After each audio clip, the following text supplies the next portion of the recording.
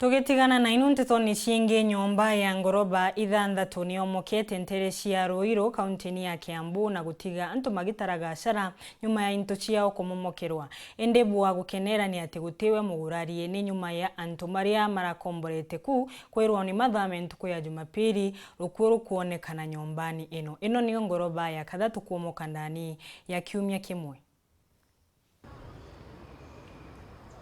Nyomba ya Ngoroba ithanthatu ntere cia RUIRU kaunti ya Kiambu iria iri bakubi na gituo kia borisi kia RUIRU niyomokete. Ririkana muthenya wa igoro akombori nyombani ino ni maraurirwe ni MATHAA nyuma ya rukuo kuonekana.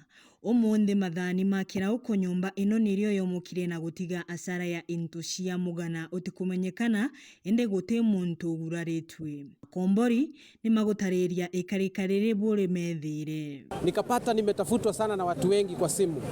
So nikataka kujua ni nini watu wamenitafuta hivyo, ndio nikaenda nikapiga simu ya kwanza nikaambiwa nyumba yenye unaishi siku ya leo na saa hizi inabomoka.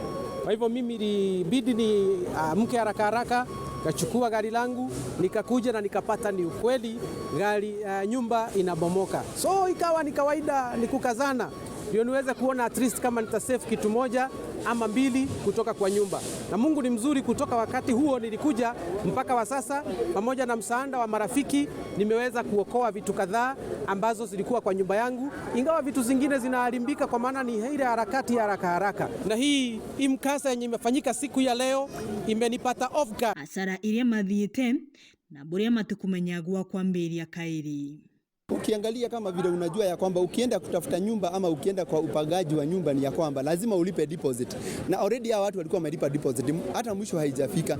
Sasa umeambiwa utoke nyumba, ndio gavana anaambia watu utoke nyumba, uende ukatafuta nyumba nyingine, lazima utalipa deposit, lazima utalipa hii mwezi na hata haijaisha. Kwa hivyo mimi ningeomba mwenye nyumba tafadhali, kwa hisani yako uangalie wenye ambao walikuwa wanaishi kwa hii nyumba aweze kuwarejeshea deposit yao ili waweze kwenda kutafuta nyumba kwenye mtu atakaa. Kulingana na mukiama wa ubangani ya wawaki Kiambu ariuga no mwanka ucunkuni uruthwe nikenda kumenya nyomba iria iri ugwatini wa kuomoka na mayukia etagari aria kiwatho riri baterie. Nifiwa kwamba kumekuwa na nyufa ambazo zimekuwa zikizibwa kila wakati ambapo zimekuwa zikitokea, lakini kufikia leo kuna zile columns ambazo ziliweza kupasuka na wakazi wakaona bila shaka ikiendelea na maneno hiyo itaanguka, na ndio maana waliweza kutoa ripoti.